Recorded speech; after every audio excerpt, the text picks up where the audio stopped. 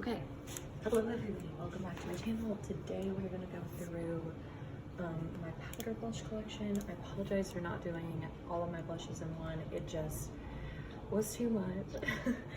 So I figured I'd start with powder blushes, but again, just the next part of the series, so feel free to watch the other parts to just kind of get an idea of my collection and see me kind of going through my products. And yeah, so the first product we're gonna look at are my ambient lighting blush. So I have 3 of them. This is the shade Sublime Flush, which I spent so long figuring out if I wanted, and I'm so happy I got it. It's got that sort of cool tone shift in it, but it's, you know, a beautiful coral and bright color. So it's a really unique color, and I love that shade. I spent a lot of time thinking if I wanted it.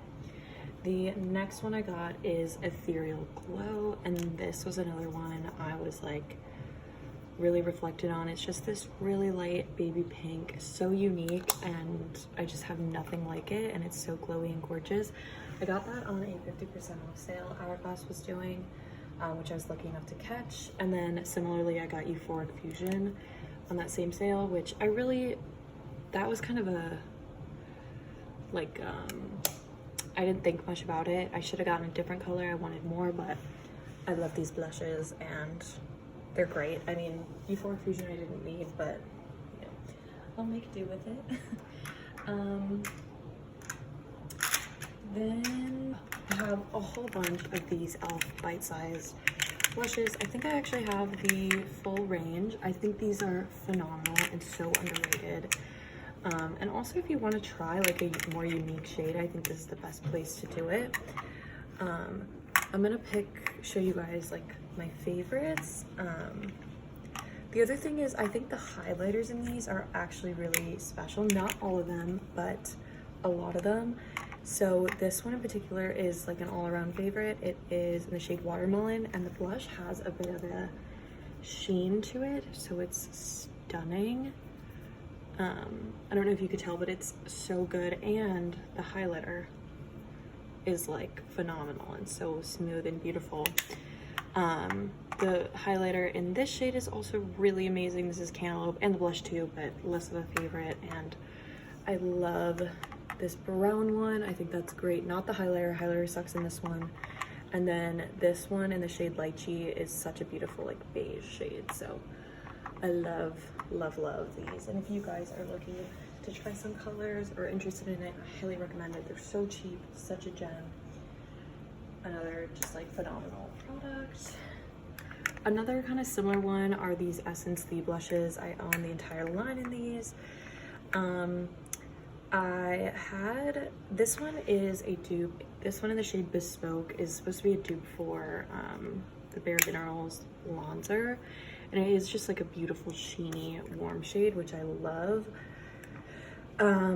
These shades are less like, it's just hard for me to see the differences in these, but I think they're great blushes. Like this one in particular, Befitting, is kind of just like a nude blush with nothing much more. So if you're looking for that, I think you should check these out because these are such a good formula, but I just haven't been able to really get into these for one reason or another other than this shade. So I feel like I need to try them out more, but yeah.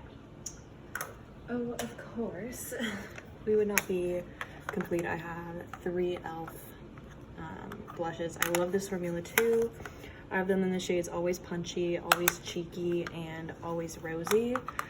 And they're all kind of somewhat different. They look pretty similar, but this one is kind of a darker red color. This is a peach in the middle, and this one's very pink. So I think you can see differences, and I actually really like these. I think they're pretty unique in my collection, and because they are super pigmented and really give a punch, and again, super affordable, so I like them a lot. Then we have this MAC shade in Gingerly. So I actually want to swatch this next to, so Gingerly is a sheer tone blush, and I wanted to swatch this next to Always Rosy because they look kind of similar. They're pretty close. So I would say that that is a dupe, so didn't need both. They're pretty similar, I think like slightly different, but different enough to need both. No. But I bought that for Christmas, got it on like 30% off sale, so I don't really enough to like justify it, but this is sale. Then we have two of these Milani blushes. This is in the shade Petal Primavera, and this is Luminoso. Luminoso is such a classic. I love this shade. It never, ever gets old. Oh my gosh. Ah. And Petal Primavera is a bit more cooler toned. There's another shade I want to try in this line. I think it's like the light pink, because I love these blushes. I love the glow they give. They're just stunning. I just think Milani, these are still like some of the best blushes from the drugstore. Okay, a couple more. We have this Revlon in the shade Apricot. I actually meant to buy a different shade in this, but Apricot is a really beautiful kind of glowy pink. I mean, even swatching this, I'm like, oh wait, this is like kind of stunning. It's similar to this shade a little bit, but I think this is a great formula. Like a little underrated, but look at that swatch. Like it looks good. It has a bit of glow, so that's newer. I have this Flower Beauty in the shade Spice Petal. This is also a great color. Thing is pretty similar to some of these other colors, but fun to see. I love Flower Beauty, and that blush, you know, was recommended. Then we're kind of running out of room. Let's see what I can fit. I have this Clinique blush in Pansy Pop, which is that really bright pink that was so trendy. This is kind of like, I think, the best dupe for it. It is like high end, but I love Clinique, and that's a great shade. On a similar end, this is ColourPop's Night Bloom, which is another dupe for it. Thing is, I think I will be passing off Night Bloom because they're pretty much exactly the same, and I don't need both, so that one will be decluttered. This is another ColourPop product that I'm gonna declutter because these are impossible to open. This is from the first iteration of their pressed powder heart blushes, and this is in the shade Kiss and Tell. I'm not even gonna open it because it's impossible to open, but this will also be decluttered.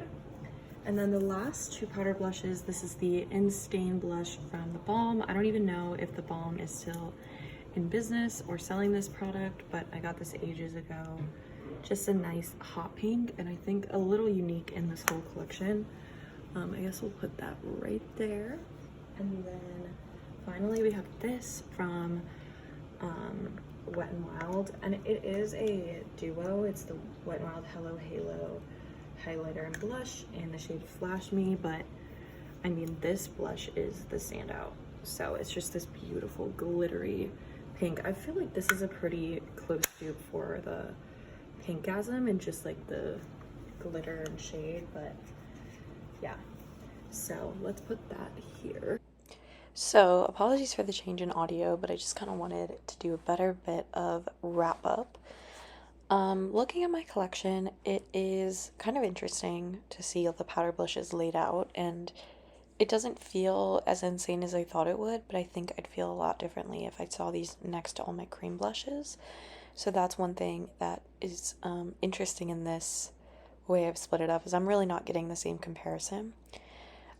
Secondly, I think I have a bit of a habit of buying multiple colors in formulations I like, which can be good and bad because, you know, it allows me to buy blushes that I know the formula's good, but it does kind of encourage me to buy colors I don't need necessarily because I am like, wow, this formula is so good, I want to try every single one.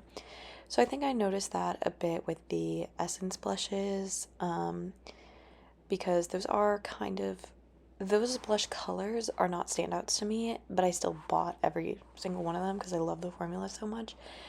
And it's like I still use them, I still like them, but I don't think I use them the way I should. Like, I should have thought more about what colors I actually needed. I like the e.l.f. blushes because they are such a good formula, so cheap, and it's such a variety of colors that I do really rotate through them and use them. Like, they're very different, and I think the e.l.f. bite-sized blushes are really good in that sense. And then the bigger, I think it's primer infused blushes are, they're still good colors, but they're a little bit, they're not, the, the formula I don't like as much. I think they're a little more pigmented, so I think it's interesting to compare them. They're pretty different, but I think the bite-sized, if I am going to try blushes, I think the bite-sized formula and the, you know, price and the container is just a lot better for trying.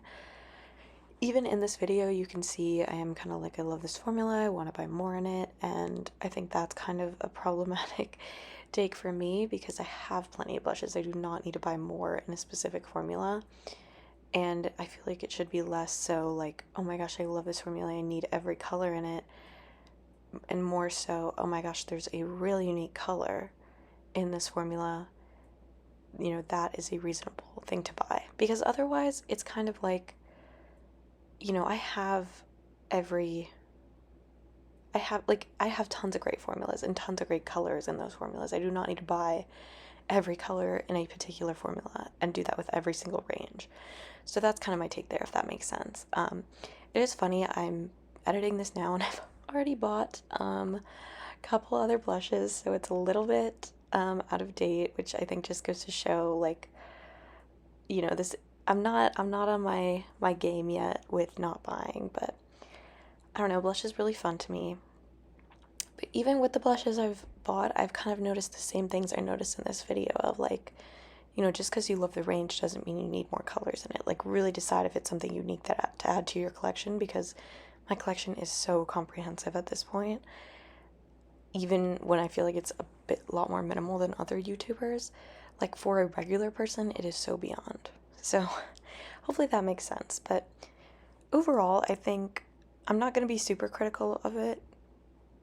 I like that I was able to get rid of some and pass them on to friends. Again, this video is not like a full declutter in the sense I just want to, like, get rid of things and feel good about it for decluttering, because that's not the goal. I want to be using my collection and deter myself from buying more. I don't want to be like making room to buy more and just getting rid of things to get rid of things. I want to look through my collection and kind of understand the things I bought and why I shouldn't keep buying that way. So that's that. Yeah, I think it'll be interesting editing my cream blushes because, again, like, I didn't feel so bad when I filmed it, but, you know, putting them next to the powder blushes I think is going to be kind of a wake-up call of, like, whoa, okay, it might be, you know, maybe the powder collection isn't terrible, but when you realize you have essentially double that because of the creams, then it changes. So anyways, that's going to be all for today. I hope you guys enjoyed going through it. I feel like it was a bit quicker and my swatches weren't great, but I'm going to try and keep that in mind with future videos I film and just figure out what's, you know, what about these videos is the important part. Is it just talking through it? Is it just going through makeup? Or is it kind of seeing it and enjoying it? But I'll figure it out and I'll try new things. But thank you all for watching, and I hope I see you at the next one. Bye.